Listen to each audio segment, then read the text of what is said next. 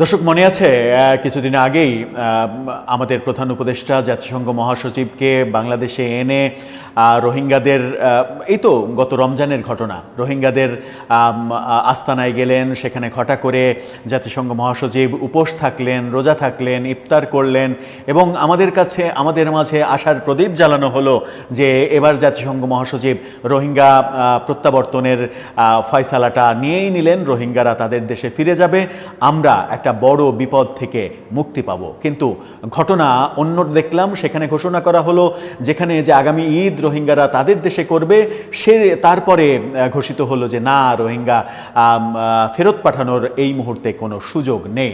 Arakan আর্মিরা স্পষ্ট জানিয়ে দিল রোহিঙ্গারা তাদের দেশের নাগরিক না, তারা চট্টগ্রাম অঞ্চলের আগের আদিবাসী নাগরিক।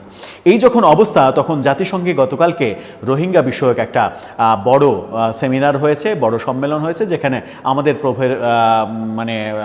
প্রধান উপদেষ্টা প্রফেসর ইউনূস তিনি নিজেও যোগ দিয়েছেন। অন্তত ৭০টা দেশের প্রতিনিধিরা এখানে যোগদান করেছেন। রোহিঙ্গা সহ বিভিন্ন ব্যাপারে আলোচনা হয়েছে। কি বললেন সেখানে প্রফেসর ইউনূস, কি আলোচনা হলো, জাতিসংঘে কি ফয়সালা হচ্ছে, প্রফেসর ইউনূসের কথায় নতুন কোনো বার্তা পেলাম কিনা, সেখানে করিডোর কোনো ইস্যু কিনা, করিডোর সত্যি আমরা আরাকানকে দিচ্ছি কিনা, সেটা একটু বোঝার চেষ্টা করবো এই ভিডিওতে। থাকবেন পলিটিক্স টিভির নিয়মিত আয়োজনে।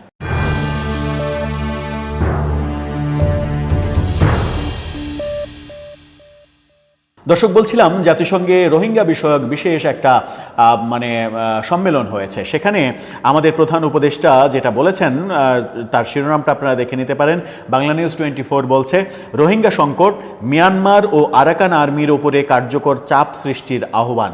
আরাকান আর্মির উপরে আপনি কিভাবে চাপ সৃষ্টি করবেন যখন আরাকান আর্মিকে করিডোর দেওয়ার বন্দোবস্ত করছেন, তাদেরকে সহযোগিতা করার বন্দোবস্ত করছেন? সেই আলোচনা দেশের সমস্ত মানুষের বিরোধিতার সত্ত্বেও সেই আলোচনা অনেক দূর এগিয়ে নিয়েছিলেন। তখন তো প্রশ্ন আসেই যে আরাকান আর্মি আপনাদের কথা শুনছে না কেন, যখন আপনারা সাহায্যের দূত হিসেবে তাদের পক্ষে কাজ করার সিদ্ধান্ত নিয়েছেন? কি সংকট? রোহিঙ্গা জনগোষ্ঠীর উপরে নির্যাতন বন্ধ ও দ্রুততম সময়ে তাদের মাতৃভূমি রাখাইনে প্রত্যাবাসন শুরু করতে মিয়ানমার এবং আরাকান আর্মির উপরে কার্যকর চাপ সৃষ্টি করতে আন্তর্জাতিক সম্প্রদায়ের উপরে আহ্বান জানিয়েছেন ডক্টর ইউনূস। নিউ ইয়র্কে জাতিসংঘ সদর দপ্তরে জাতিসংঘ আয়োজিত মিয়ানমারের রোহিঙ্গা মুসলিম ও অন্যান্য সংখ্যালঘুদের পরিস্থিতি বিষয়ক উচ্চ পর্যায়ের এই সম্মেলনে তিনি এই দাবি করেন। গতকালকে বাংলাদেশ সময় রাতে গত রাতে এই সম্মেলনটা হয়। প্রধান উপদেষ্টা মোহাম্মদ ইউনূস বলেন, রোহিঙ্গা সংকটের উৎপত্তি মিয়ানমারে, এর সমাধানও মিয়ানমারেই হতে হবে। আন্তর্জাতিক সম্প্রদায়কে মিয়ানমার এবং আরাকান আর্মির উপরে কার্যকর চাপ সৃষ্টি করতে হবে যাতে তারা অবিলম্বে রোহিঙ্গাদের উপরে নির্যাতন বন্ধ করে এবং দ্রুততম সময়ে রাখাইনে তাদের প্রত্যাবর্ষণের ব্যবস্থা শুরু করে। এটা রোহিঙ্গা সংকটের একমাত্র সমাধান।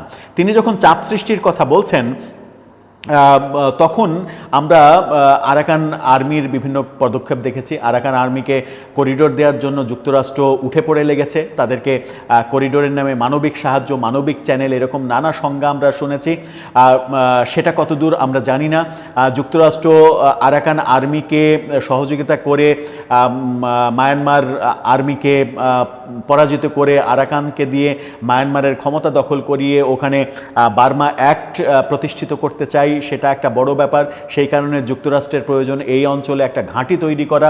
সেই ব্যাপারে আমরা পেছন থেকে যুক্তরাষ্ট্রকে সহযোগিতা করছি এবং সরাসরি করিডোর দেওয়ার বন্দোবস্ত করছি। এই সমালোচনা যখন তুঙ্গে উঠেছিল, তখন সেটা একটু ভেস্তে গেছে কিনা সেটাও একটা ব্যাপার।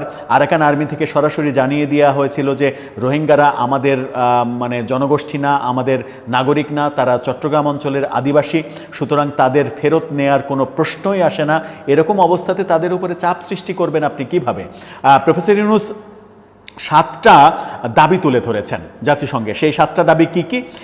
1 নম্বর দাবি হচ্ছে নিরাপদ ও মর্যাদাপূর্ণ প্রত্যাবর্ষণের জন্য বাস্তবসম্মত রোডম্যাপ তৈরি ও রাখাইনে স্থিতিশীলতা নিশ্চিত করা। 2, মিয়ানমার সরকার ও আরাকান আর্মির ওপরে চাপ প্রয়োগ করে সহিংসতা বন্ধ ও প্রত্যাবর্তন শুরু করা। 3, রাখাইনে আন্তর্জাতিক সমর্থন জোগাড় এবং আন্তর্জাতিক বেসামরিক উপস্থিতির মাধ্যমে পরিস্থিতি পর্যবেক্ষণ।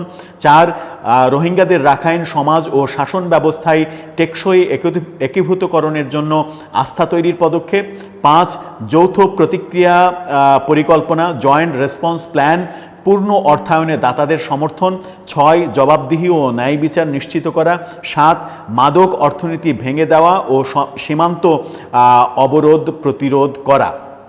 ভালো ভালো কথা বলেছেন, ভালো ভালো দাবি যুক্তি তুলে ধরেছেন, কিন্তু এর কোনোটাই বাস্তবায়িত হবে বলে আমার মনে হয় না, এবং জাতিসংঘেরও আদতে এই বাস্তবায়ন করার ক্ষমতা রাখে না তারা।